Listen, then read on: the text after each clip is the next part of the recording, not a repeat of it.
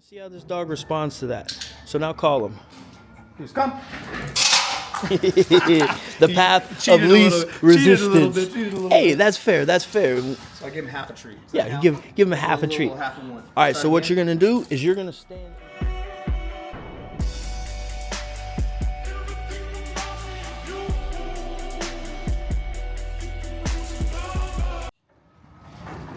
So when you go to inside Home Depot, this is where your formal heel is going to come. So the dog should be walking right at your side because we don't want him pulling this way. We don't want him pulling that way. And we don't want him walking up uninvited to people in here. So Jemarcus has some treats in his hand, and he's showing him exactly where he needs to be. So he's in that formal heel.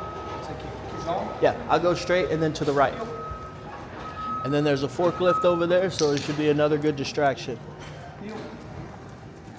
And Jemarcus is giving a few cues for the heel.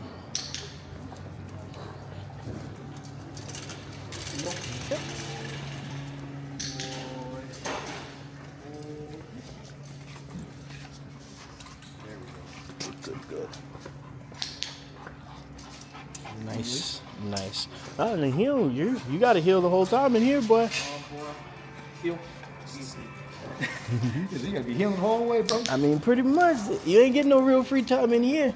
Because this is a controlled situation. We don't want him going off and exploring and peeing on stuff in here. Because, hey, this is formal. We're here to get stuff done. And we want reward at any point? Yeah, you can reward him for sure. And then you can break him, release, and then get him back into that position. But we're not having him loose leash pulling in here. He needs to be in that loose leash heel. Where you'll notice Jemarcus is holding the leash in a position. Stop for a second. Get him in the heel. Heel. So you notice the leash is there, but it's not holding him in position. You want to make sure you keep that slack in there. So when he starts walking, Heel. he still got that J shape that we're looking for. He could even relax his right arm a little bit. There we go. Heel. Now stop. Boom. Beautiful. So now we're going to take him through a couple more reps in Home Depot. So you guys stay tuned. Okay. So this is one of the reasons I like Home Depot. There's a bunch of stuff that you can do with your dog. So Jemarcus. Another reason why I like also having a cameraman, because this is stuff like it's very difficult to do by yourself. I mean, I could do it by myself, but I wouldn't have the camera set up. The quality. The quality of the video. So this is fun. Also love how people like Stan here can help continue to expand my horizon in terms of things that we can do with our dog in these types of environments. Honestly, I didn't even see this thing, but this is perfect opportunity to try whatever he's about to have me do. So we're gonna add a combination of the stay, patient, and then his recall. So put him in a sit stay. Sit. And then you're gonna leave him there. And there's a guy working over there moving stuff. So this is distractions, people. The leash is gonna probably make some noise. So we're gonna see how this dog responds to that. So now call him. Deuce, come. The path of least resistance. Hey, that's fair. That's fair. So I give him half a treat. So Yeah, you give him a half a treat. Half of one. All right, so what you're going to do is you're going to stand in here. So he has to come in here to get you. A dog's never going to use more energy than they have to get the desired result. It is way easier to jump over this one than it is to go boom, boom, boom. So I'm going to stand in this one or the second one? I'd stand here in the second one, Like right on off this the- side. on the edge, so he has to land right here. And see if you can get him in there. Sit. Stay.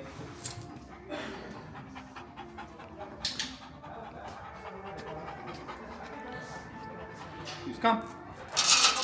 Boom. Up. Almost. There we go. Oh. And that's what we're looking for, people. If your dog's not doing what you want them to do the very first time, sometimes you didn't give clear instructions. All we did was tell him to come, and he came. So now we're like, hey, this is where I want you to come. You have to be clear whenever you're working with your dog. So get his attention. There you Same go. thing? Yep, now try it on the back side. Sit. And people, if you don't know what your dog is going to do in places like this, Stay. do not drop the leash.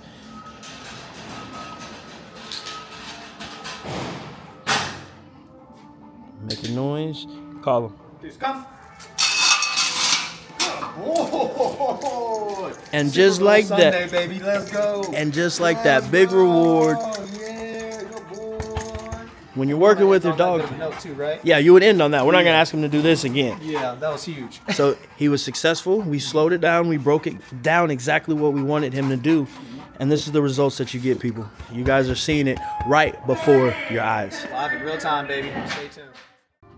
So when you're working with dogs, remember the breed that you have. The Corso is not a dog that was bred for endurance. So you see his tongue is hanging out and he's panting like he just ran a quarter mile in the Olympics.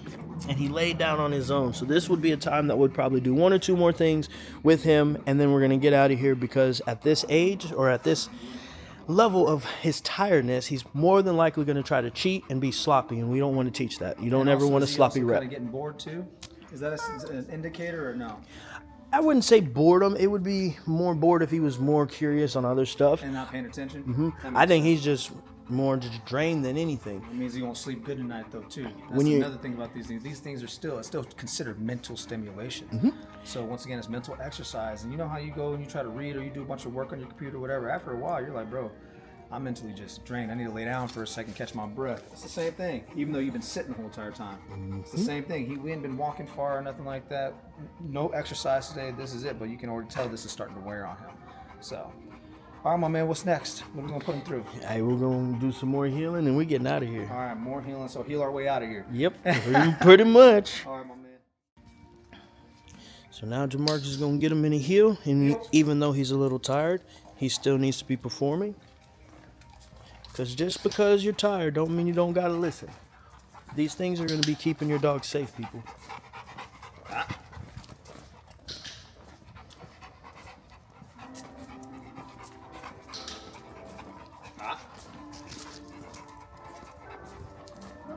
Good. Good boy, Deuce. Heel. Almost there, hit. Almost there. Heel.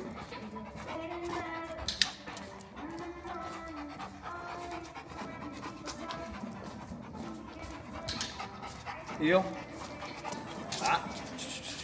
Slow down, my man. He's got a little heavens up there. Beautiful. That's good work, though. Oh, I'll give you a little bonus. I'll give you a little bonus, man. Yep. That was a long walk. Give him a little break. Now we got 1 more left to make, and we out of here. Again, people, give your dog realistic expectation, realistic goals. If you've never healed with your dog for 10 steps at home, don't expect them to heal out here and perfect.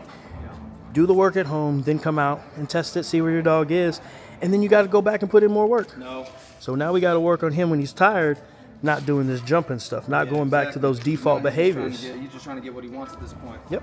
And he's trying to be a bully with it too. Absolutely. So all that being said, people place these things 3 times a week. Practice a little bit at home, like Stan said. Come in here and then test the waters, and then you can once again see the identifiers on things that you need to continue to work on. And that just slow little steps, inch by inch, right? Brick by brick. Yeah, brick by brick. So stay tuned, people. Heel. Slow down. He said, I know where the exit is now. Let's go. So even though he wants to get out there, we want to make sure the dog is doing what we're asking. Because again, if this was a street and he's pulling us, he can get hit. He can pull you out and get hit. So it may seem like we're being a little nitpicky on his positioning, but this is all stuff that's going to eventually keep him and his handler safe. So anything that you want to, give me notes-wise on how Deuce did, like I guess a light evaluation on, or assessment on his experience here at Home Depot. Yeah, so when he got tired, his leash work could be a little bit better. Like you said, he was foraging a little bit more. And a prong collar could help with that because the popping on the leash on his flat collar wasn't enough. Yeah. So for that, I would probably go to maybe a light prong to help. Now he didn't technically need the prong the entire time. It was only there at the end, right? Yes. So it's better to need it or have it and not need it than need it and not have it. Gotcha. Because now what we taught him was, hey, once I'm tired, now I can pull. Gotcha. Because he didn't have that negative correction, and you have to basically recreate that same thing again, so you wouldn't be correcting him before it's needed. Gotcha. So what you're saying is, when you're at home practice with the flat collar, right? But then when you go into new environments and you're just now starting out, building that trust, building their confidence, and really starting to socialize them, have a prong collar on them just in case. Depends on the dog. Okay, see, that's what I want to clarify. So like Luke, for instance, Yeah. I've never put a prong collar on him besides like twice. Yeah. And it was to practice and polish up his formal heeling around the decoy. And he just forges too much. But I'm literally being judged on where my dog's positioning is, so I had to get it sharp for that. But when I come to places like this, I'm never putting a prong collar on him because all I have to do really with Luke is be like, no, and he's like, okay, I'm messing up, and then we can fix that. So one, you got to know your dog. If your dog needs a prong collar, use a prong collar. If your dog performs better on a slip lead, use a slip lead. Use what is most beneficial for the dog that you have. So you won't say the prong is breed specific. The prong collar is breed specific. It's more so just understanding how your dog reacts in certain situations. It's dog specific. Dog specific. So there you go, people. Well, anything else that you saw in terms of Deuce being in this environment? I mean, just a little bit more communication and exactly what you expect. So that healing, when you're starting to fade that lure, now he's really going to have that understanding versus waiting for your hand to be there. Gotcha. And that's something I need to continue to practice with him at home and stuff like that. Now, facts. I mean, because he's getting to a point he understands how to heal. So now it's the time to start taking it to the next level. So just like he always talks about the 3Ds, distance, duration, distractions. So in this case, I'm gonna start fading the lure so I can start getting him more focused and tuned with what's going on, and eventually, just like how you've seen him do with Rocco, he'll just say it and the dude comes, regardless if he sees a toy or whatever or anything like that. And it's all because Stan took that time to build the relationship. I mean, you watched him go on Top Dog with his dog, but mind you, these things do take a lot of time, effort, and energy. I mean, Rocco was not, all this didn't happen in a month. This happened over the course of years. It was 3 years before we went on America's Top Dog. 3 years. Three, just to be clear, 3 years before he got on America's Top Dog with Rocco. So slow down, especially if you have a puppy in that first year. Let your dog grow up. That's what I did with Junior this time. Nala, I was too hard on her. You guys can go back to the old footage. Stan used to tell me, yo, let her grow up, man. Just let her be a pup. Let her be a dog. Let her have fun. So that's why Nala, you can tell, is very hesitant at times because she's looking for direction from me.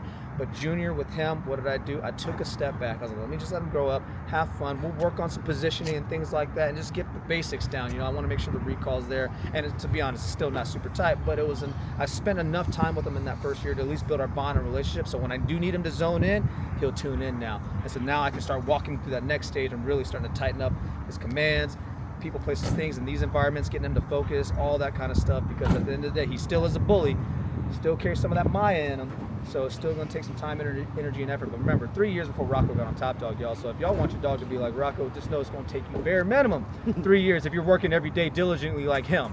And I know y'all don't got that type of time, so give your dog a break. Yep. So stay tuned, people. Take care of your dogs. Iron sharpens iron, and always just do your best.